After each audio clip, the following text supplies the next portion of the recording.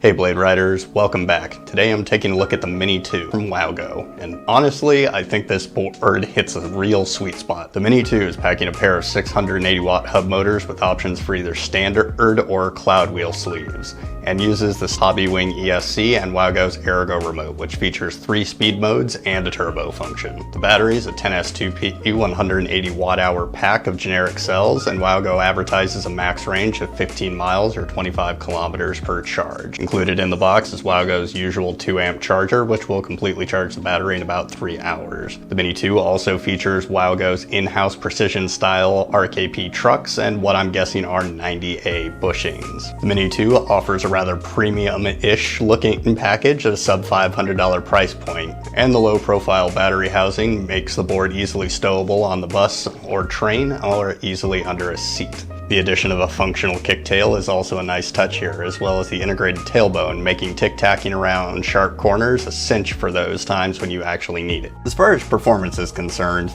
the Mini 2 definitely feels like it's taking full advantage of those 680 watt motors. During my testing, the board had little trouble climbing moderate hills, and acceleration was smooth and consistent. I was also able to pretty regularly hit that 22 to 24 mile per hour top end speed, with little effort on flat ground. Additionally, braking was also decent and fairly predictable, one of the general standout characteristics of the Hobbywing controller versus something like the Lifoc.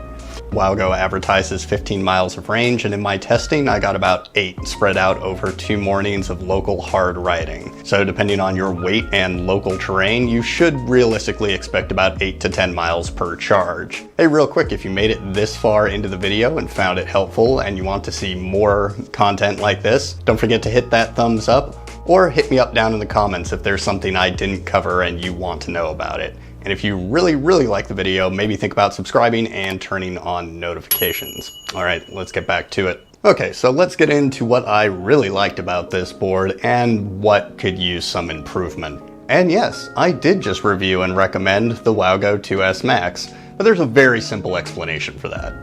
This is brilliant, but I like this. Okay, real talk. The ride feel is what sells this board for me.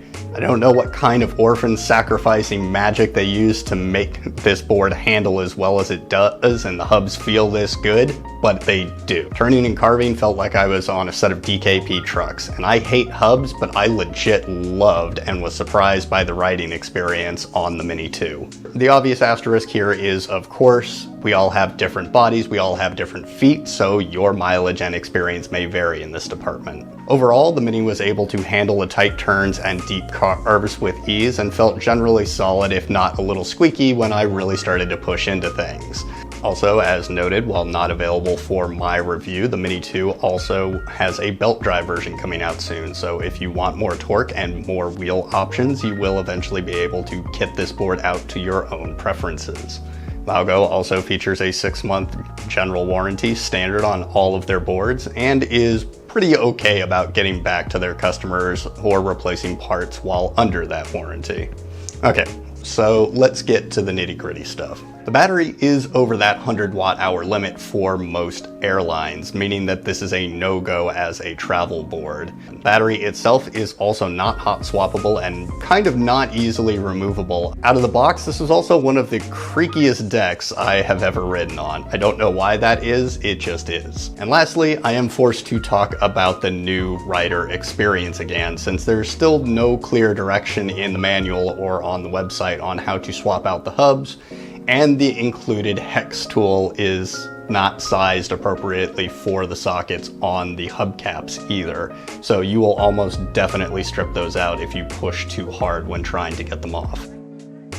So do I recommend the Mini 2? Well, if you haven't really picked up on it by now, then yes, I do, and I will actually continue to use this board as my daily driver until something better comes along. And on that note, Reddit, yes, I do hear you, and I am planning a 3-month check-in, so tune back in to see my long-term performance review on this board and see how it's held up then. Until next time, thank you for watching, and as always, stay safe out there, Blade Riders. Peace.